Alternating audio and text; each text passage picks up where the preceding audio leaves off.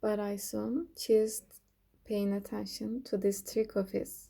I was basking in the sunlight, which I noticed was making me feel much better.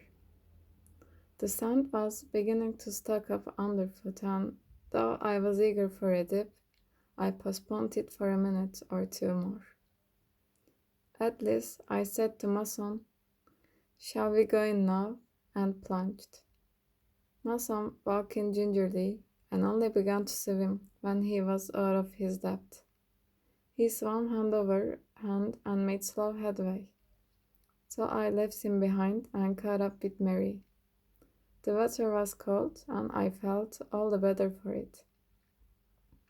We swam a long way out, Mary and I, side by side, and it was pleasant feeling how our movements matched, hers and mine, and how we were both in the same mood, enjoying every moment. Once we were out in the open, we lay on our backs, and as I gazed up at the sky, I could feel the sun drawing up the film of salt water on my lips and cheeks. We saw Mason swim back to the beach and slump down on the sand under the sun. In the distance, he looked enormous, like a stranded whale. Then Mary proposed that we should swim tandem. She went ahead, and I put my arms round her waist from behind, and while she drew me forward with her arm strokes, I kicked out behind to help us on. The sound of little splashes had been in my ears for so long that I began to feel I'd had enough of it.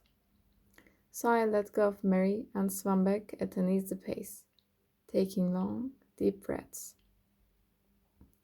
When I made the beach, I stretched myself belly downward beside Mason, resting my face on the sand.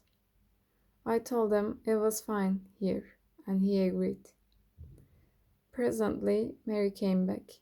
I raised my head to watch her approach.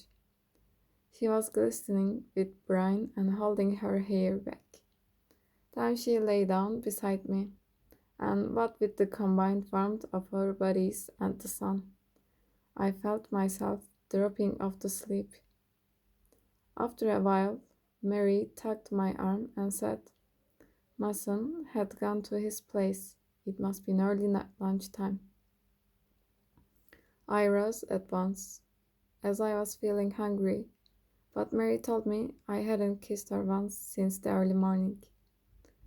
That was so, though I wanted to several times. Let's go into the water again, she said, and we ran into the sea and lay flat amongst the ripples for a moment. Then we swam a few strokes, and when we were almost out of depth, she flung her arms round me and hugged me. I felt her legs stiffening round me, and my senses tingled. When we got back, Mason was on the steps of his bungalow, shouting to us to come. I told him I was ravenously hungry, and he promptly turned to his wife and said he would take quite a fancy to me. The bread was excellent, and I had my full share of the fish. Then came some steak and potato chips. None of us spoke while eating. Mason drank a lot of wine and kept refilling my glass the moment it was empty. By the time coffee was handed round, I was feeling slightly muzzy, and I started smoking one cigarette after another. Mason, Raymond, and I discussed a plan of spending the whole of August on the beach together, sharing expenses. Suddenly Mary exclaimed, I say, do you know the time? It is only 11:30. We were all surprised at that, and Mason remarked that we would have a very early lunch, but really lunch was a movable feast. You had it when you felt like it. This set Mary laughing. I don't know why. I suspect she was drunk a bit too much. Then Mason asked if I would like to come with him for a stroll on the beach. My wife always has a nap after lunch, he said. Personally, I find it doesn't agree with me. What I need is a short walk. I'm always telling her it is much better for the health. But of course, she is entitled to her own opinion. Mary proposed to stay and help with the washing up. Mason smiled and said that, in that case, the first thing was to get the man out of the way. So we went out together, the three of us. The light was almost vertical, and the glare from the water seared one's eyes. The beach was quite deserted now. One could hear a faint tinkle of knives and forks and crockery in the shacks, and bungalows lying in the foreshore. Heat was welling up from the rocks, and one could hardly breathe. At first, Raymond and Mason talked of things and people I didn't know. I gathered that they had been acquainted for some time and had even lived together for a while. We went down to the water's edge and walked along it. Now and then, a longer wave wet our canvas shoes.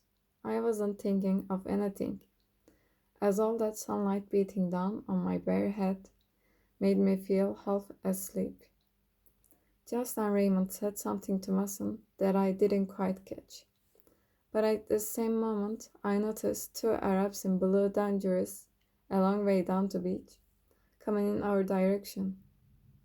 I gave Raymond a look and he nodded, saying, "That's him." We walked steadily on. Mason wondered how they would manage to track us here. My impression was that they had seen us taking the bus and noticed Mary's oilcloth patching back, but I didn't say anything. Though the Arabs walked quite slowly, they were much nearer already. We didn't change our pace, but Raymond said, "Listen, if there is a row house, you, Mason, take on the second one. I will tackle the fellows who is after me, and you, Marcel, stand by to help if another one comes up, and lay him out." I said, "Right," and Mason put his hand in his pockets. The sand was as hot as fire, and I could have sworn it was glowing red. The distance between us and the Arabs was steadily decreasing. When we were only a few steps away, the Arabs halted.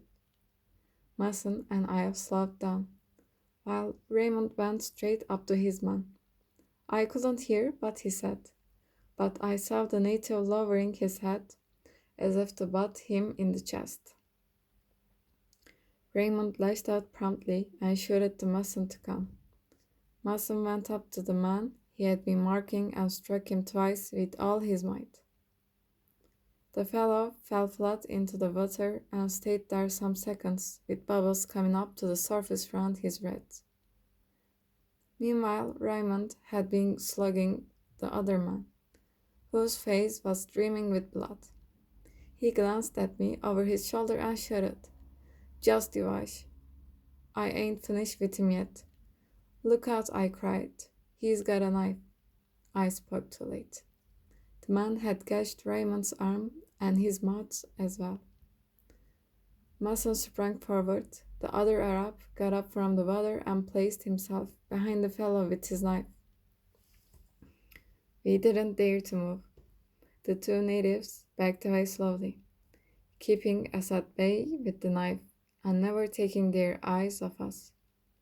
When they were at a safe distance, they swung round and took to their heels. We stood stuck still, with the sunlight beating down us. Blood was dripping from Raymond's wounded arm, which he was squeezing hard above the elbow. Mason remarked that there was a doctor who always spent his Sundays here, and Raymond said, "Good, let's go at him at once." He could hardly get the words out, as the blood from his other wound made bubbles in his mouth.